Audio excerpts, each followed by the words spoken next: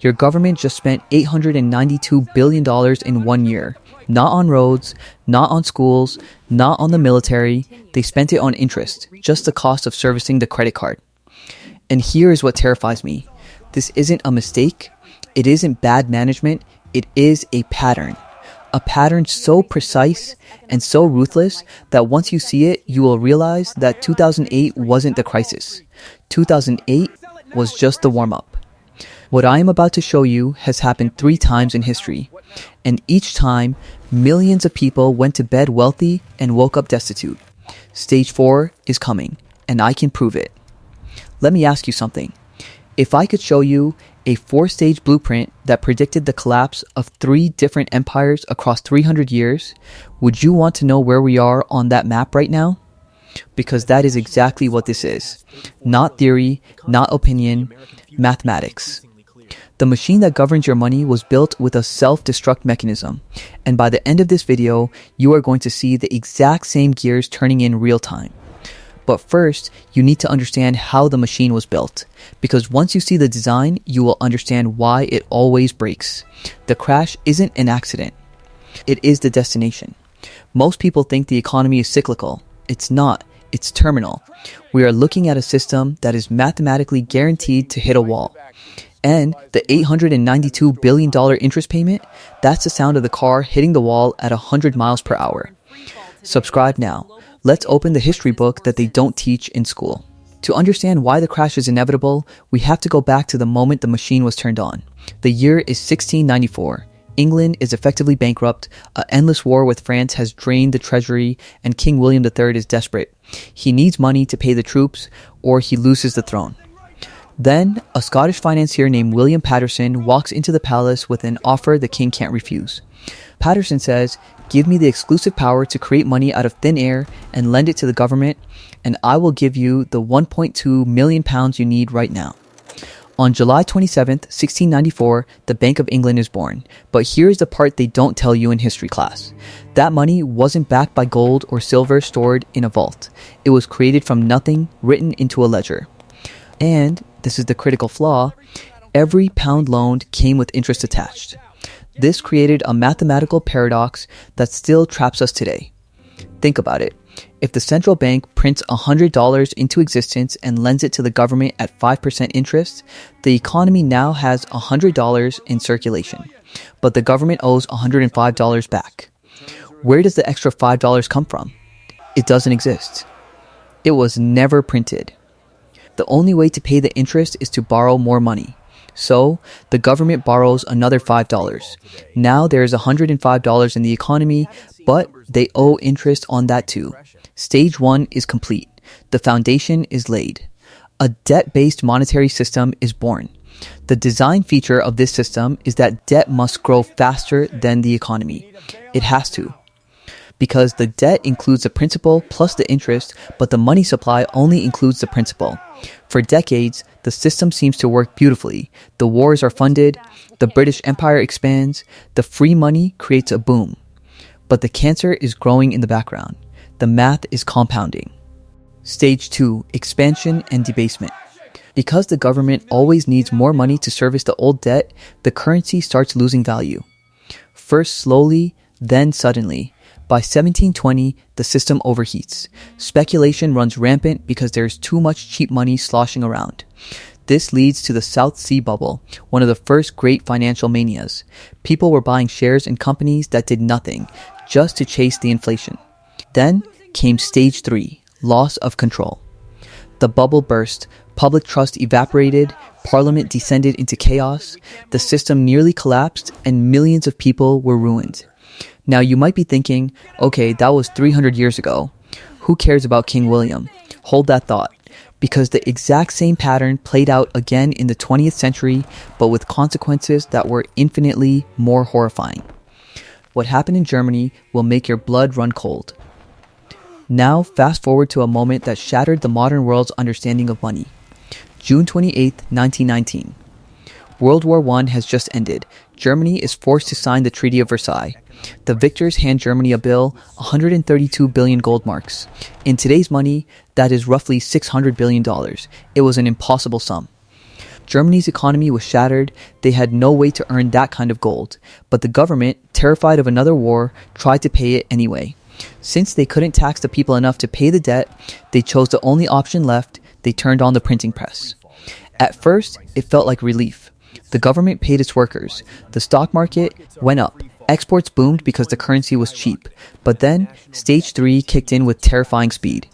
At the end of 1922, a loaf of bread in Berlin cost 160 marks. Expensive, but manageable. Just 10 months later, in November 1923, that same loaf of bread cost 200 billion marks. Read that again, 200 billion.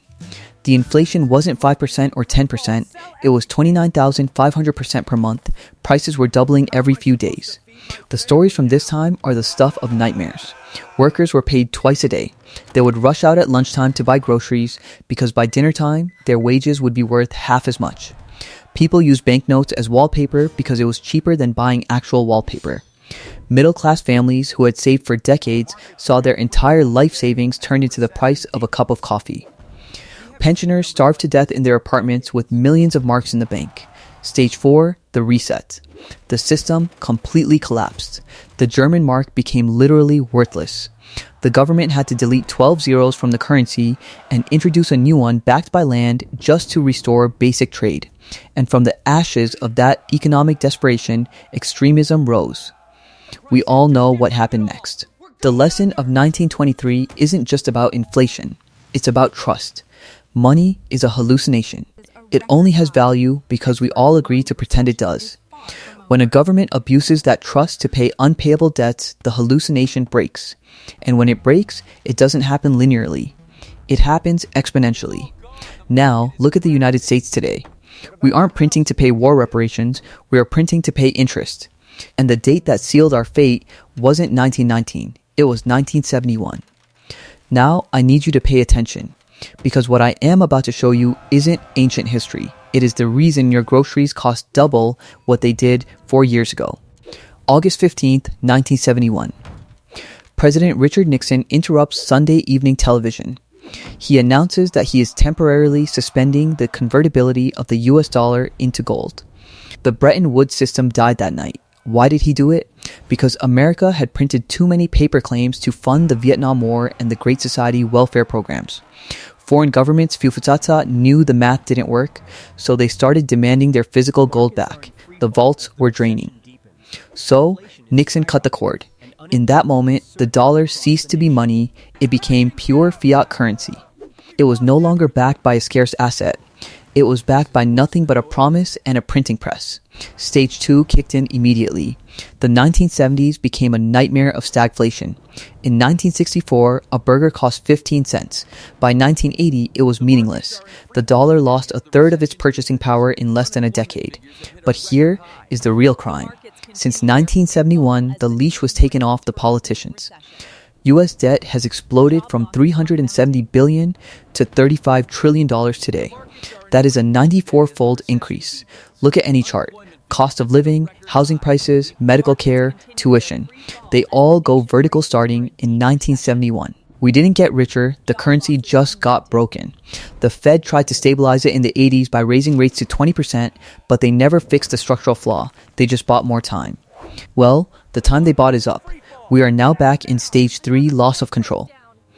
Inflation spiked to 9% in 2022. Interest payments are vertical.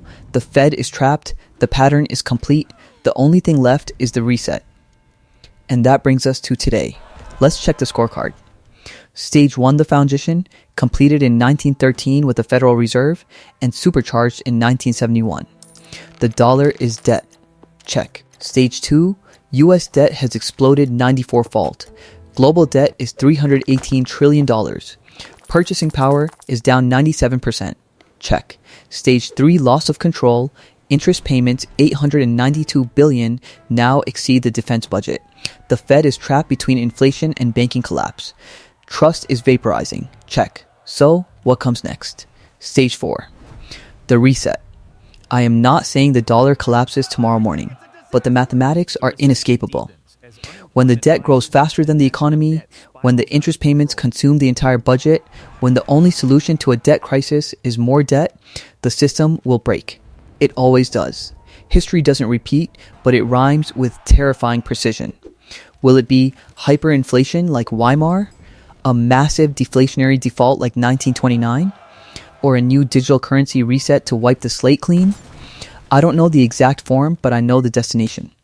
The machine doesn't care about American exceptionalism. It doesn't care about your optimism. It cares about math. And the math says we are insolvent. So here's what you do. First, stop waiting for a savior. No politician, no central banker, and no election can stop stage 4. The avalanche has already started. The snow just hasn't hit the bottom of the mountain yet. Second, position yourself. In 1923 Germany, the people who held paper money lost everything. The people who held gold, land, and real assets survived. In a reset, wealth isn't destroyed, it is transferred. It moves from the unprepared to the prepared, from the paper holders to the asset holders. Third, subscribe. If you want to understand who built this machine and why it was designed to crash periodically to harvest your wealth, I am breaking that down in the next video. We are going to expose the architects of the cycle. You don't want to miss that. The next phase is inevitable. The only question is, will you be the victim or will you be the historian who saw it coming? The clock is ticking. Class dismissed. Before you click away, I need you to understand the most important rule of financial physics. Wealth is never destroyed. It is only transferred. When the German mark went to zero in 1923, the factories in Germany didn't disappear. The farmland didn't vanish, the houses didn't melt, the assets were still there. But the ownership changed hands. It transferred from the people who held the paper currency to the people who held the hard assets. The crisis was actually a sale for those who held gold and foreign currency. They bought entire city blocks for the price of a bicycle. This is the secret that the wealthy know and the middle class ignores. Stage 4 isn't the end of the world. It is the greatest opportunity of your lifetime. But only if you are on the right side of the seesaw. Right now, the world is overweight in paper promises, bonds, fiat currency, and overvalued tech stocks dependent on cheap debt. When the reset happens, that side of the seesaw crashes. Mathematically, the other side, real things, must skyrocket to balance the equation. Gold, silver, productive farmland, energy, commodities, Bitcoin, things that cannot be printed by a panic-stricken politician at 200 M. This is why I am making these videos. Not to scare you. Panic is useless. Preparation is power. The system wants you paralyzed. They want you hoping that the Fed will fix it. They want you to be the exit liquidity for the elites who are already selling their paper to buy land. Don't let them do that to you. You have the blueprint. You know the history. You see the pattern. Now you have a choice. You can ignore the math and hope 1694, 1923, and 1971 were just coincidences. Or you can accept that the machine is broken and build your own lifeboat. Get out of debt, get out of the dollar, get into things that are real. I know it's scary to bet against the system. It feels wrong to say the emperor has no clothes. But look at your grocery bill. Look at the debt clock. The evidence is screaming at you. Trust your eyes, not the headlines. You are not crazy for preparing. You are just early. And in a crisis, early looks like crazy until the moment it looks like genius. If you are ready to stop being a passenger in a crashing machine and start being the pilot of your own future, I need you to signal it. Comment "I am the architect" below. It tells the algorithm and yourself that you are taking control. And make sure you are subscribed. In the next video, we are going deep into the reset portfolio, the specific assets that survived 1971 and 1923. You cannot afford to miss that. Stay safe, stay prepared, and remember, the math always wins. Class dismissed.